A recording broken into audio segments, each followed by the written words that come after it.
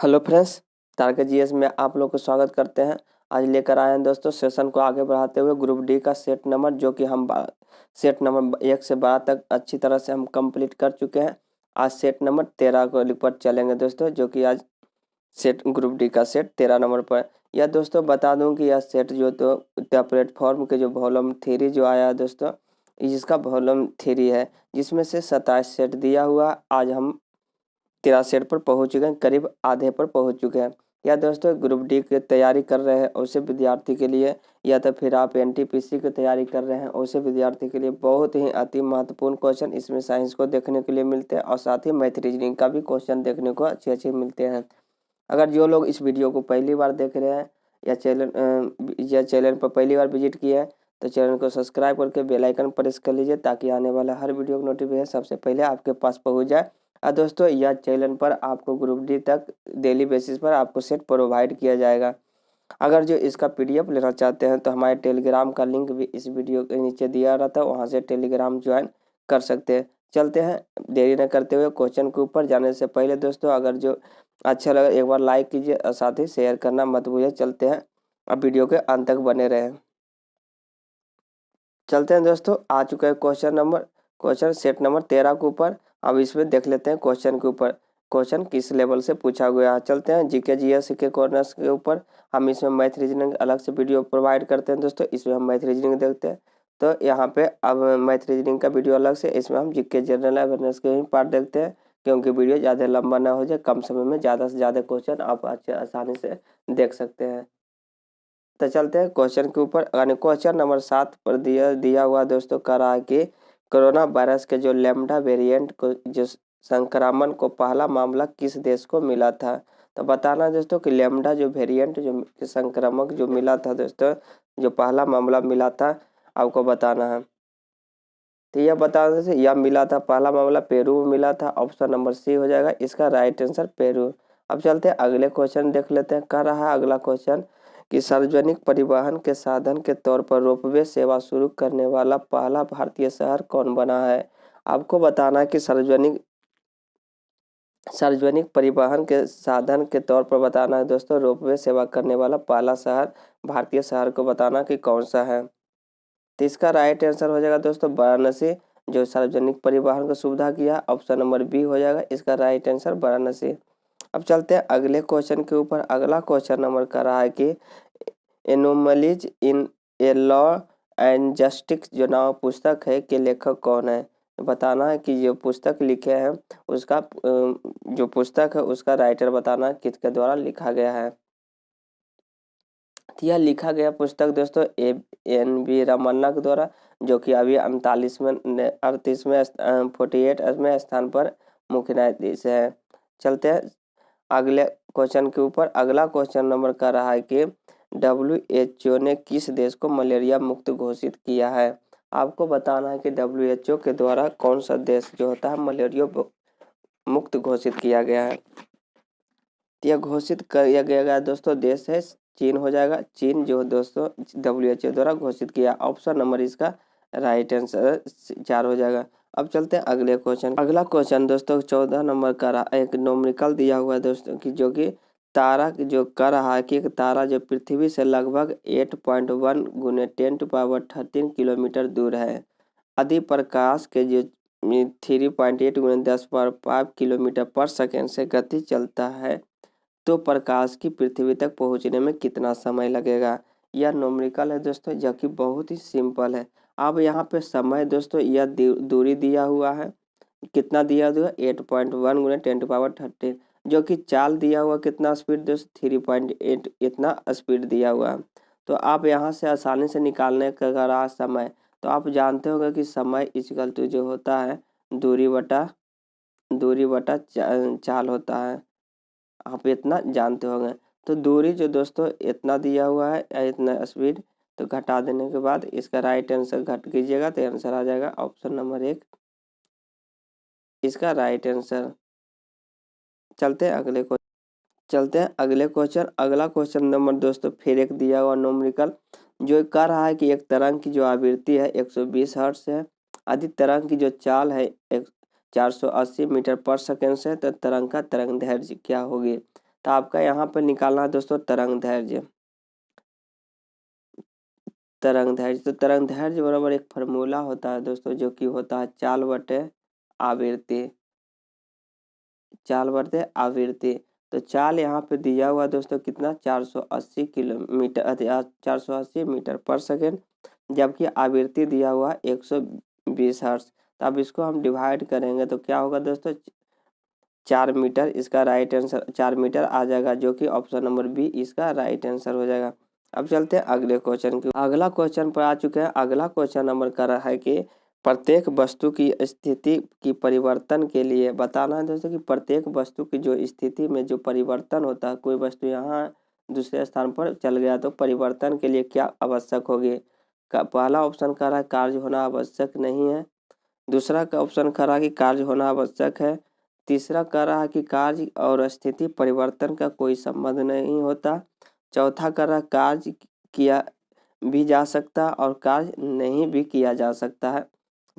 आपको इस 4 में ऑप्शन में बताना है। तो इसका राइट आंसर हो जाएगा दोस्तों कि कह रहा है कि प्रत्येक वस्तु की स्थिति में जो परिवर्तन के लिए होना चाहिए, कार्य किया भी जा सकता है और नहीं भी किया जा सकता है। ऑप्शन नंबर 4 इसका राइट आंसर हो जाएगा। अब चलते हैं अगले क्वेश्चन के ऊपर। अगला क्वेश्चन देख लेते हैं। कह रहा है कि दूरदर्शी के विभेदन क्षमता अधिक होती है जब उसका अभिदृश्य लेंस क्या होना चाहिए, आपको बताना है। तो उसका जो अभिदृश्य लेंस जो होगा दोस्तों व्यास से अधिक होगा, अधिक व्यास का होगा। ऑप्शन नंबर सी इसका राइट आंसर हो जाएगा। अब चलते हैं अगले क्वेश्चन के देख लेते हैं। अगला क्वेश्चन नंबर कर रहा है कि न्यूमेरिकल है, आप इसको आसानी से बना सकते हैं। कह रहा है कि दोस्तों कि 9 केजी द्रव्यमान वाला एक बम है जिसमें 3 केजी और 6 केजी द्रव्यमान वाले 2 टुकड़ों को विस्फोट होता है। तो दोस्तों जिसमें से 3 केजी वाले द्रव्यमान के टुकड़ा का वेग 16 मीटर पर सेकेंड है, तो 6 केजी वाले टुकड़ा का गतिज ऊर्जा क्या होगी। समझ गए होंगे दोस्तों। क्वेश्चन कहने का मतलब कह रहा है कि एक बम है जिससे 2 टूटा, जिसमें से पहला के M1 होगा दोस्तों, जिसके दिया हुआ 3 केजी, जो द्रव्यमान को हम M से सूचित करते हैं। दूसरा द्रव्यमान दिया हुआ दोस्तों 6 केजी, जो टूटा है 9 केजी से, 9 केजी 6 केजी। पहला 3 केजी वाला के वेग जो दिया हुआ दोस्तों V1, इसको मान लेते हैं 16 मीटर पर सेकेंड है। अब V2 जो हमको निकालना है क्या होगा। तो जानते होंगे दोस्तों कि संवेग जो होता है ऊर्जा का परिसंरक्षण जो नियम जो कहता है दोस्तों M1 into V1 equal to M2 equal to V2 होता है, इसका फार्मूला होता है। यहाँ से हम M1 M2 के वैल्यू अगर जो पुट कर देंगे, M1 जो दिया हुआ 3 केजी और V1 का चार्ज दिया हुआ 16, M2 जो दिया हुआ दोस्तों 6 केजी, अब V2 हमको निकालना है। तो यहाँ से हम आसानी से निकाल सकते हैं V2 के वैल्यू कितना हो जाएगा दोस्तों 8 मीटर पर सेकेंड। 8 मीटर पर सेकेंड हमको V2 का मालूम चल गया। अब क्या करना है दोस्तों कि V2 हो गया 8 मीटर पर सेकेंड, M2 का चाल दिया हुआ कितना द्रव्यमान कितना दिया दोस्तों 6 केजी। अब यहाँ से हमको किनेटिक एनर्जी यानी गतिज ऊर्जा निकालना है। तो गतिज ऊर्जा इजकल टू जानते होंगे दोस्तों 1/2 mv² होता है यहाँ पर फार्मूला। जहाँ पे हम M2 1/m के वैल्यू 6 रख देंगे और V2 के वैल्यू 8 गुने 8 हम यहाँ से कर देंगे, 3 कर देंगे दोस्तों, कट जाएगा। अगर 64 गुने 3 करेंगे दोस्तों कितना हो जाएगा 192 जूल के बराबर रह जाएगा। ऑप्शन नंबर सी इसका राइट आंसर हो जाएगा 192 जूल। आशा करते हैं समझ में आ ही गया होगा। अब चलते हैं अगले क्वेश्चन देख लेते हैं। अगला क्वेश्चन कर रहा है कि गणितीय रूप से विकृति को प्रति इकाई विरूपण के रूप में परिभाषित किया जा सकता है। यहाँ पे बताना है दोस्तों कि जो विकृति के जो प्रति इकाई के जो विरूपण है उसको हम परिभाषित किया जा सकता है कि बताना है। तो एक पे यहाँ पे फार्मूला होता है दोस्तों विकृति हम जिसे हम क्या सूचित करते हैं ए से सूचित करते हैं, जिसका जो विकृति इक्वल टू जो होता है दोस्तों आपको लंबाई में परिवर्तन और बटे वास्तविक लंबाई इसका फार्मूला होता है। तो यहाँ पे जो परिभाषित करता है जो विकृति जो लंबाई में परिवर्तन बटे वास्तविक लंबाई, तो यहाँ पे इसका राइट आंसर हो जाएगा दोस्तों कि लंबाई की परिभाषित करता है। ऑप्शन नंबर 4 इसका राइट आंसर होगा। अगर जो इसको फार्मूला जानते होंगे तो आसानी से सेलेक्ट आंसर कर सकते थे। अब चलते हैं अगले क्वेश्चन। अगला क्वेश्चन कर रहा है कि 29 नंबर पर आ चुके हैं। कह रहा कि भारत और किस देश ने हाइड्रोजन टास्क फोर्स लॉन्च किया है। बताना भारत के तो एक दोस्तों दूसरा देश कौन सा है जिन्होंने हाइड्रोजन टास्क फोर्स लॉन्च किया है, तो हो जाएगा दोस्तों इसका राइट आंसर अमेरिका। भारत और अमेरिका ने कि किस देश भारत और अमेरिका यहाँ पे राइट आंसर हो जाएगा जो हाइड्रोजन टास्क फोर्स लॉन्च किया है। अब चलते हैं अगले क्वेश्चन के ऊपर। अगला क्वेश्चन नंबर बहुत ही सिंपल है दोस्तों, जो कि करंट अफेयर के क्वेश्चन। कह रहा है कि पीएम मोदी ने अंतर्राष्ट्रीय योगा दिवस के अवसर पर किस ऐप को लॉन्च किया है। तो अंतर्राष्ट्रीय योगा दिवस दोस्तों 21 जून को मनाया जाता है, तो उसी दिन दोस्तों कौन सा एक ऐप लॉन्च किया गया पीएम मोदी के द्वारा। तो यह ऐप्स का नाम दोस्तों एम योगा है। ऑप्शन नंबर बी इसका राइट आंसर होगा। जो एम योगा इस नाम से एक ऐप लॉन्च किया गया था। अब चलते हैं अगले क्वेश्चन के ऊपर। अगला क्वेश्चन कर रहा है कि इराकली जो गरीबा सभी किस देश के नए प्रधानमंत्री बने हैं। इराकली जो दोस्तों गरीबावासी जो होता किस देश के नए प्रधानमंत्री बने आपको बताना है। तो यह जो प्रधानमंत्री बने हैं दोस्तों जॉर्जिया के बने हैं। ऑप्शन नंबर 4 इसका राइट आंसर हो जाएगा। अब चलते हैं अगले क्वेश्चन के ऊपर। अगला क्वेश्चन नंबर कर रहा है कि एक योजना है, कह रहा है कि महासमृद्ध महिला सशक्तिकरण योजना का जो की घोषणा किस राज्य ने की है। तो एक योजना है दोस्तों, कौन योजना है, महासमृद्ध महिला सशक्तिकरण योजना किस राज्य के द्वारा लॉन्च किया गया है। तो जो महासमृद्ध दोस्तों, तो महा से आप समझते होंगे कि महाराष्ट्र के द्वारा यह योजना चालू किया गया है। ऑप्शन नंबर सी इसका राइट आंसर हो जाएगा। अब चलते हैं अगला क्वेश्चन पर आ चुके हैं दोस्तों। अगले क्वेश्चन कर रहा है कि नूनर कास्टिक का रासायनिक नाम क्या है। तो नूनर कास्टिक का जो नाम बताना दोस्तों क्या होता है। तो इसका रासायनिक नाम होता है दोस्तों सिल्वर नाइट है, जिसका अगर सूत्र की बात की जाए तो AgNO3 इसका सूत्र होता है। तो ऑप्शन नंबर 1 इसका राइट आंसर हो जाएगा। अब चलते हैं अगले क्वेश्चन के ऊपर। अगला क्वेश्चन नंबर कर रहा है कि कौन सा जो तत्व युग्म है जो रासायनिक रूप से लगभग समान होता है। यानी कि बताना दोस्तों कि इसमें से कौन से जो तत्व है जो रासायनिक गुण से समाप्त है।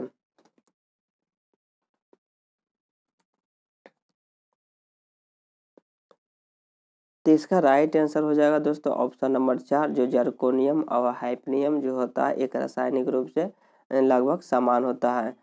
इसका जर्कोनियम की बात किया जाती है दोस्तों, तो इसकी जो परमाणु संख्या जो होता है इसको 40 होता है, जबकि हाइफनियम की बात किया जाए तो इसकी परमाणु संख्या 72 होता है।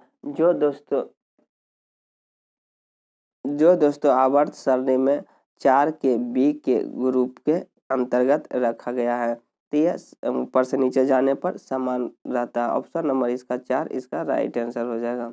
अब चलते हैं अगले क्वेश्चन के ऊपर। कह रहा है कि शून्य समूह का वास्तविक प्रस्तावित किया था। शून्य समूह जो दोस्तों जिससे हम किसके नाम से जानते हैं, अक्रिय गैस के भी नाम से जानते हैं, अक्रिय गैस या नोबेल गैस के नाम से भी जानते हैं, जो कि आवर्त सारणी में सबसे लास्ट यानी कि 18वें ग्रुप में रखा गया है और इसे शून्य ग्रुप भी कहते हैं। तो यही पूछ रहा है दोस्तों शून्य समूह का वास्तविक जो इसको खोज किसके द्वारा किया गया था, यहाँ वैज्ञानिक का नाम बताना। तो यह खोजा गया था दोस्तों रैमजे के द्वारा। ऑप्शन नंबर सी इसका राइट आंसर हो जाएगा, रैमजे के द्वारा खोजा गया था। अब चलते हैं अगले क्वेश्चन के ऊपर देख लेते हैं। कह रहा है कि एक शुद्ध पदार्थ को 2 या 2 से अधिक तत्वों को निश्चित अनुपात में मिलाने से बनने वाले को हम क्या कहते हैं। आपको ये आंसर देना है।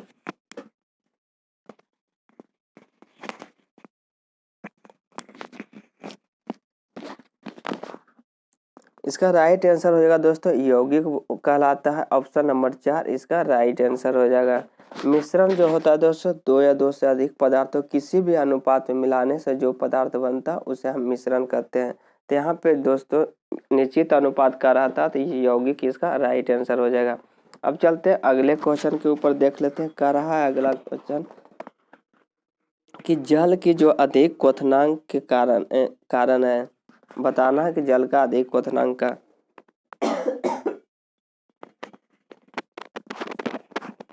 तो इसका राइट आंसर हो जाएगा दोस्तों जल के जो अणुओं का हाइड्रोजन आबंध होना। जल का क्या होना दोस्तों, जल के अणुओं के हाइड्रोजन आबंधन के कारण जो होता है अधिक क्वथनांक होता है। ऑप्शन नंबर 4 इसका राइट आंसर हो जाएगा। अगला क्वेश्चन कर रहा है कि सहसंयोजक बंधन के लिए कौन सा कथन असत्य है। आपको बताना है कि सहसंयोजक जो बंधन के कार्य में कौन सा कथन असत्य है। कह रहा पहला ऑप्शन दोस्तों, यह दो परमाणु कक्षाओं का अति व्यापन बनता है। बिल्कुल सही दोस्तों, बनता है। यह दिशाहीन होता है। इसको बाद देखते हैं। सहसंयोजक बंधन बनाने में भाग लेने वाले इलेक्ट्रॉन दो नाभिक के मध्य आकर्षित होते हैं। बिल्कुल सही दोस्तों। ऑप्शन नंबर इसका बी इसका राइट आंसर होगा। यह दिशाहीन होता है। यह असत्य है दोस्तों, बाकी सब सत्य है। ऑप्शन नंबर बी इसका राइट आंसर हो जाएगा। अब चलते हैं अगले क्वेश्चन पर आ चुके हैं दोस्तों। अगला क्वेश्चन कर रहा है कि 60 नंबर कि ऑस्मियम का जो अधिकतम ऑक्सीकरण अवस्था बताना क्या अवस्था है, अधिकतम ऑक्सीकरण संख्या कितनी है। तो इसका राइट आंसर हो जाएगा दोस्तों 8। ऑक्सीकरण का अधिकतम ऑक्सीकरण संख्या कितना होता है, 8 होता है। ऑप्शन नंबर बी इसका राइट आंसर हो जाएगा। अब चलते हैं अगले क्वेश्चन देख लेते हैं। कर रहा है कि 61 नंबर कि ऋणायनियों के दोस्तों SO3 H2SO4 के हर -2 होता है दोस्तों H2O3। इसमें सल्फर के ऑक्सीकरण की अवस्था में सही क्रम बताना है। इसमें दोस्तों सही क्रम बताना है। तो इसका सही क्रम हो जाएगा दोस्तों 1 नंबर। इसको देख लीजिएगा, ऑप्शन 1 इसका राइट आंसर हो जाएगा। अब चलते हैं अगले क्वेश्चन के ऊपर। अगला क्वेश्चन नंबर का रहा मिलाने वाला दोस्तों कि इसमें जो दिया हुआ है और दूसरा सूचीबद्ध से आपको मिलाना है। तो पहला कर रहा है दोस्तों भूरी गैस। भूरी गैस को जानते हो दोस्तों NO2 होता है भूरी गैस का सूत्र। हास गैस का जानते हो दोस्तों NO2 होता है। क्षारीय गैस के जो दोस्तों का सूत्र जो होता है NH3 होता है। और मछली के जो गंध जो पीली गैस जो होती है ओजोन के कारण होता है। तो आपको अगर मिलाने की बात किया जाए तो इसको होता है भूरी गैस को हम मिलाएंगे NO2 से कारण। हास गैस को हम मिलाएंगे तो N2O के नाइट्रोजन ऑक्साइड से। क्षारीय गैस को मिलाने की बात की जाती है NH3 से। अगर मछली के गंध वाली पीली गैस को मिलाने की बात किया जाए तो ओजोन से। तो ये आपको इस तरह से मिलाना है दोस्तों। तो आपको अब इसका राइट आंसर आपको खुद चुन लीजिएगा। अब चलते हैं अगले क्वेश्चन के ऊपर। अगला क्वेश्चन नंबर देख लेते हैं। कह रहा है कि अर्धसूत्री और सूत्री विभाजन एक दूसरे से भिन्न है क्योंकि अर्धसूत्री विभाजन में आपको बताना कि क्या परिवर्तन होता है। तो यह हो जाएगा दोस्तों विभाजन से भिन्न होता है क्योंकि जो समजात गुणसूत्रों जोड़े बनाते हैं और उनके भागों का आदान प्रदान होता है। बिल्कुल सही दोस्तों। करा गुणसूत्रों की संख्या आधी हो जाती है, ये भी सही दोस्तों। निर्मित चारों केंद्रों की समान नहीं होती, यह भी सही है दोस्तों। अब यहाँ पे इसका राइट आंसर हो जाए उपयुक्त में से सभी सही है, 4 इसका राइट आंसर हो जाएगा। अब चलते हैं अगले क्वेश्चन के ऊपर। अगला क्वेश्चन नंबर का रहा है कि मंगोलिज्म जो स्थिति के संबंधित होते हैं। तो मंगोलिज्म जो दोस्तों हम डाउन सिंड्रोम के भी नाम से जानते हैं। तो बताने की स्थिति में संबंधित होता है कि उससे किससे। तो यह हो जाएगा दोस्तों ट्राइसेमी से संबंधित होता है। ऑप्शन नंबर बी इसका राइट आंसर हो जाएगा, इसका राइट आंसर हो जाएगा। अब चलते हैं अगले क्वेश्चन के ऊपर। अगला क्वेश्चन नंबर का रहा है कि 65 नंबर इंडोनेशियन है। इंडोनेशियन के बारे में बताना कि है क्या है दोस्तों। तो इंडोनेशियन जो है दोस्तों एक राइबो न्यूक्लियोसाइड होता है। ऑप्शन नंबर बी इसका राइट आंसर होगा। जो लोग दोस्तों बायोलॉजी को अच्छे से पढ़े हुए हैं वह इस क्वेश्चन जो दोस्तों आसानी से आप बना सकते हैं। अगर नहीं पढ़े होंगे तो नहीं बना सकते हैं। तो यह पे आपको देख लेना, बायोलॉजी पढ़ के जाना दो कि ग्रुप डी में बहुत अच्छे क्वेश्चन पूछते हैं। बायोलॉजी और साइंस का क्वेश्चन बहुत देखने को मिलता है। अब चलते हैं अगले क्वेश्चन के दोस्तों। अगला क्वेश्चन नंबर का रहा है 66 नंबर कि क्लोरोफ्लोरोकार्बन का अणु समताप मंडल में निम्न में से किससे क्लोरीन फ्लोरीन तथा कार्बन में टूटता है। आपको बताना दोस्तों क्लोरोफ्लोरोकार्बन के अणु को जो समताप मंडल में जो पाया जाता है दोस्तों इनमें से क्लोरीन, फ्लोरीन और कार्बन टूटता है। यह टूटते हैं दोस्तों पराबैंगनी किरणों की सक्रियता से। ऑप्शन नंबर बी इसका राइट आंसर हो जाएगा। अब चलते हैं अगले क्वेश्चन पर। अगला क्वेश्चन नंबर का रहा है दोस्तों कि जो कि भारत में जो साहित्य के क्षेत्र में जो श्रेष्ठ प्रदर्शन के लिए निम्नलिखित में से कौन सा पुरस्कार प्रदान किया जाता है। तो भारत में जो साहित्य के क्षेत्र में बताना जो सब श्रेष्ठ प्रदर्शन का जो अवार्ड दिया जाता है वह दिया जाता है दोस्तों भारतीय ज्ञानपीठ पुरस्कार। ऑप्शन नंबर बी इसका राइट आंसर हो जाएगा, जो कि साहित्य के क्षेत्र में दिया जाता है। अगर जो अर्जुन पुरस्कार के बात किया जाए दोस्तों तो यह खेल के क्षेत्र में दिया जाता है, खेलों के क्षेत्र में दिया जाता है। वही अगर जो बात किया जाए दोस्तों द्रोणाचार्य पुरस्कार, तो द्रोणाचार्य पुरस्कार की दिया जाता है दोस्तों खेल के प्रशिक्षकों जिसको हम कह सकते हैं कोच को दिया जाता है। अगर शांति रूप भटनागर पुरस्कार के बात किया जाए दोस्तों तो यह भटनागर पुरस्कार 7 क्षेत्रों में दिया जाता है, जैसे कि जीव विज्ञान, गणित में, रसायन में, पर्यावरण में, भौतिक और चिकित्सा में के रूप में भी दिया जाता है। यह 7 क्षेत्रों में दिया जाता है। तो यहाँ पे ऑप्शन पूछा गया था दोस्तों साहित्य भारतीय ज्ञानपीठ पुरस्कार हो जाएगा। अगले क्वेश्चन पर चलते हैं। अगला क्वेश्चन कर रहा है कि किस मंदिर के खाने के से प्राप्त विपुल संपदा के आधार पर भारत की सबसे धनी मंदिरों होने की अनुमान लगाया गया है। बताना दोस्तों कि किस मंदिर को खाने के बारे में बताना कि सबसे अधिक धनी जो मंदिर है, सबसे धनी वह कौन सा मंदिर है। तो इसका राइट आंसर हो जाएगा दोस्तों पद्मनाथ के स्वामी मंदिर का है, जो सबके धनी मंदिर है। ऑप्शन नंबर 1 इसका राइट आंसर हो जाएगा। यह मंदिर दोस्तों केरल के तिरुवनंतपुरम शहर में पड़ता है। अब चलते हैं अगले क्वेश्चन के ऊपर। अगला क्वेश्चन नंबर फिर करा दोस्तों कि इसमें बताना है कि कौन सा सुमेलित नहीं है, आपको बताना है। तो यह हुआ दोस्तों कि मलेरिया सिनेरियम के औषधि है, बिल्कुल सही है दोस्तों। कैंसर के लिए औषधि नेक्सेवेर है, यह दोस्तों सही है। पोलियो के औषधि जो होता है वो भी है, बिल्कुल सही। लेकिन कुष्ठ रोग के DOTS नहीं है दोस्तों, यह गलत हो जाएगा। ऑप्शन नंबर यही पूछ रहा था कौन सा सुमेलित नहीं है, तो केवल 4 सुमेलित नहीं है। ऑप्शन नंबर सी इसका राइट आंसर हो जाएगा। अब चलते हैं अगले क्वेश्चन के ऊपर दोस्तों। अगला क्वेश्चन दिया हुआ है कि स्टीव जो कलाकार जो कहाँ काम करते थे। ये दो कलाकार थे दोस्तों स्टीव जो बताना आपको काम कहाँ करते थे। यह जो कलाकार जो थे दोस्तों वह जो सर्कस में काम करते थे। ऑप्शन नंबर सी इसका राइट आंसर हो जाएगा। अगले क्वेश्चन के ऊपर चलते हैं दोस्तों। अगला क्वेश्चन कर रहा है कि रिजर्व बैंक ऑफ इंडिया के जिसे RBI कहते नया लेखा वर्ष आधारित किया गया है। तो RBI को जो दोस्तों पहले का जो वर्ष होता था वह जुलाई से जून होता था, अब नया लेखा वर्ष कर दिया गया, जो कि उनका लेखा वर्ष है दोस्तों 1 अप्रैल से 31 मार्च इसका नया लेखा वर्ष है। ऑप्शन नंबर बी इसका राइट आंसर हो जाएगा। अब चलते हैं अगले क्वेश्चन के ऊपर। अगला क्वेश्चन नंबर का रहा है दोस्तों कि कार्बोहाइड्रेट पाचन के अंतिम उत्पाद बताना। जो कार्बोहाइड्रेट पाचन के बाद अंतिम जो उत्पाद बनते हैं दोस्तों वह होते हैं ग्लूकोज, फ्रक्टोज और ग्लाइकोज में बदलते हैं। ऑप्शन नंबर 1 इसका राइट आंसर हो जाएगा कि कार्बोहाइड्रेट अंतिम रूप से ग्लूकोज, फ्रक्टोज और ग्लाइकोज में परिवर्तन होते हैं। अब चलते हैं अगले क्वेश्चन के देख लेते हैं। अगला क्वेश्चन नंबर का रहा है कि एक स्वस्थ व्यक्ति के वयस्क व्यक्ति को कितना ग्राम 100 ml हीमोग्लोबिन रक्त में होता है। तो एक स्वास्थ्य वयस्क व्यक्ति को 13 से 15 जो ग्राम जो होता है 100 ml हीमोग्लोबिन के रूप में पाया जाता है। ऑप्शन नंबर सी इसका राइट आंसर हो जाएगा। अब चलते हैं अगले क्वेश्चन के ऊपर। करा कि श्रवण नियंत्रित होता है इसके द्वारा बताना कि जो श्रवण को जो नियंत्रित किया जाता है वह किया जाता है दोस्तों टेम्पोरल लोब्स के द्वारा। ऑप्शन नंबर 1 इसका राइट आंसर हो जाएगा। अब चलते हैं अगले क्वेश्चन के ऊपर। अगला क्वेश्चन नंबर का रहा है कि इन्फेंड्रा जो निम्नलिखित में किस समूह का पौधा होता है। इन्फेंड्रा जो दोस्तों यह पौधा के जो अनावृति बीजों का एक समूह है। ऑप्शन नंबर बी जिसे हम जिम्नोस्पर्म भी कहते हैं। तो यह ऑप्शन बी इसका राइट आंसर हो जाएगा। चलते हैं अगले क्वेश्चन का रहा है कि न्यूमेटोफोरो की इनमें सहायक होते हैं।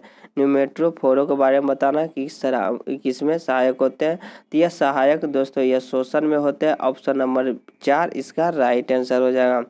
अगले क्वेश्चन कर रहा कि मनुष्य की अनैच्छिक क्रियाएं जैसे कि रक्त दबाव, लार और उल्टी के लिए इसका नियंत्रण किया जाता है किसके द्वारा। तो यह नियंत्रित जो किया जाता है मेंडोला के द्वारा किया जाता है। ऑप्शन नंबर 1 इसका राइट आंसर हो जाएगा, मेंडोला के द्वारा किया जाता है। चलते हैं अगले क्वेश्चन के देख लेते हैं। कह रहा है कि अगला क्वेश्चन 89 नंबर के निम्न में कौन सा जो वोल्टिक मेमोरी यानी कि अस्थिर स्मृति के मेमोरी है आपको बताना है। तो जो स्थिर जो मेमोरी होता है दोस्तों उसे हम रैम कहते हैं। ऑप्शन नंबर सी इसका राइट आंसर होगा। अस्थाई मेमोरी को हम रोम कहते हैं। तो ऑप्शन नंबर सी हो जाएगा इसका राइट आंसर। यह था दोस्तों सेट